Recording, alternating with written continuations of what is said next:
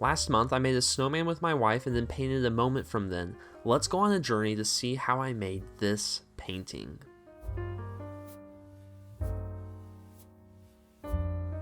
Before I show you this painting, I wanted to show you kind of my prep work ahead of time. Before I started, I spent some time in Procreate to get a basic idea of what I wanted this painting to look like. I knew I wanted to go for a loose look, so I cut out the background and started laying on some color. These violets and blues helped capture the feeling of the cool winter day and kind of the good memories that I have with it. And I wanted this portrait to just dissolve into the background, so I erased the bottom edges of the figure and then I sort of made the colors wrap around them. And now it's time to start painting. In order to create the soft background, I knew I needed to paint it wet and wet. I'm using Arches hot pressed paper here, and in the past I've kind of learned how this paper works. And even though I use cold pressed paper more often, I know that hot pressed paper dries much faster. So I made sure to get a good even coat of water. But then I just started dropping in these reds and violets that I had prepped with in Procreate.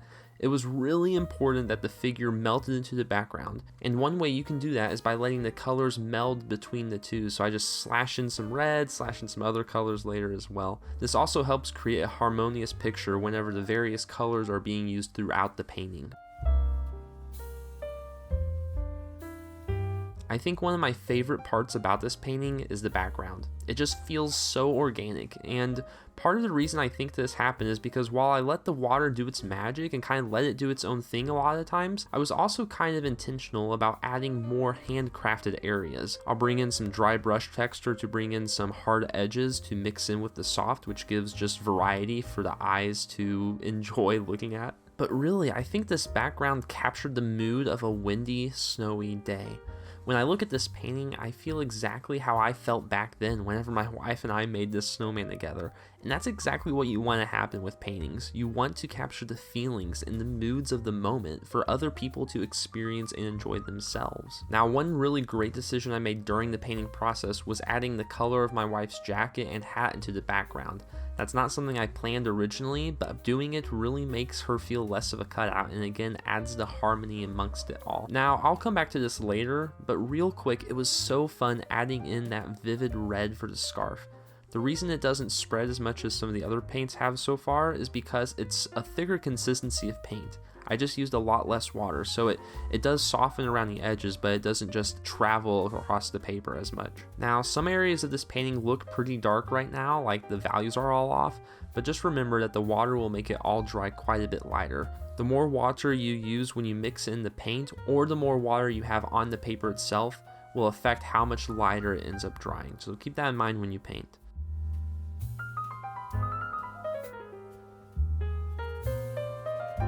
Now, as much as I love this painting, one of my biggest regrets was just how dark I left the outline of the figures. Originally, I was going to experiment with this painting, where I was just going to go for a more graphic look. I'd make the outline really stand out. But I ended up loving this painting so much in the process, I just couldn't bring myself to risk ruining it at the end. In fact, at the very end, I almost tried to bring back a darker outline with the painting, but I ended up not doing it. I just couldn't bring myself to it. In hindsight, I should have just lightened the outline because I could have always added in that outline later and it wasn't necessary for the actual portrait process. I guess I was just thinking that if I had it in the original drawing, it would be committed. I would have to do it, but I ended up not. Now, thankfully, the dark pencil marks don't ruin the painting, but it definitely is a regret of mine looking back.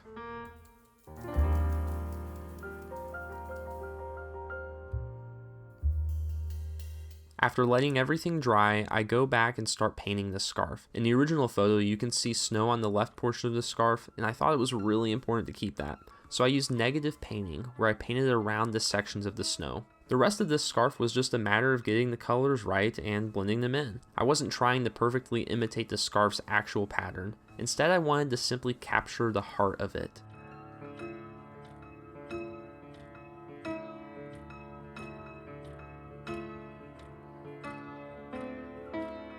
Real quick, if you're enjoying this video, please consider leaving a like. Thanks.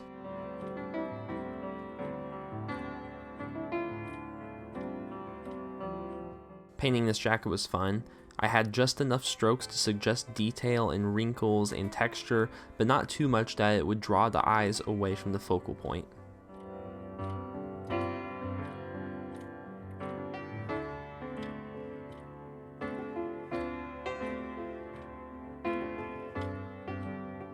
After reviewing the painting once the first layer dried, I realized that the background was a little too light. So I decided to come back in with a second layer to make it darker, to add some depth, and then to create some unique textures within it. And I think if I would have left the background as it was, the painting would have been worse off. But now we have the soft background aspects that's in the far back, and then the front forward-facing background that adds the texture, and it's great.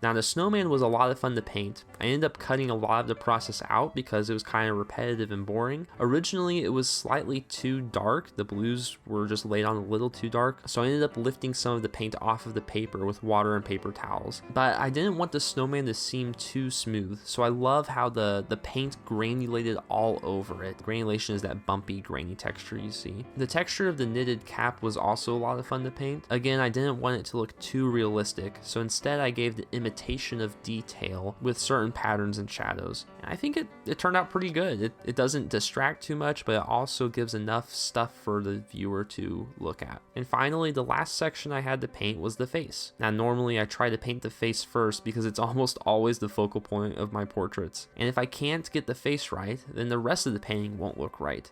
But if the face looks right, then I can make the rest of the painting look right and make sure that it doesn't distract from the face. But I ended up doing the face last year for various reasons. Now, something I noticed in this reference photo was how the lenses of the glasses cooled down the face, making the skin around the eyes bluer. Her cheeks were also quite flushed from the cold, so I kind of exaggerated those elements, making her skin pinker and the lens slightly bluer. And I think the reason this worked so well was because I pulled colors out of the background, and I made sure that they complemented each other real well.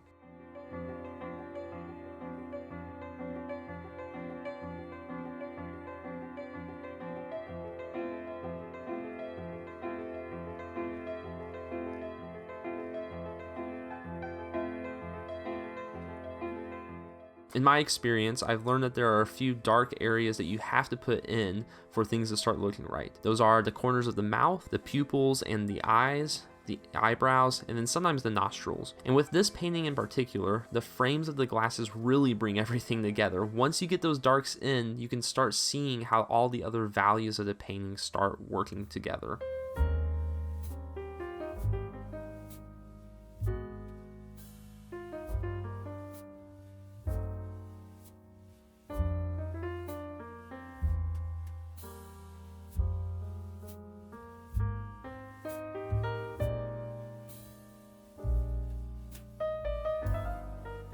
Here's the final painting, and I completely loved how it turned out. My absolute favorite part is just this little place on the sleeve where I made the back run texture on purpose, creating this perfect feeling of snow. Now, it isn't all perfect, so my next video will actually share with you how to critique paintings that you love, so make sure to subscribe so you don't miss that. In the meantime, consider checking out this video where I paint a portrait with only 3 colors.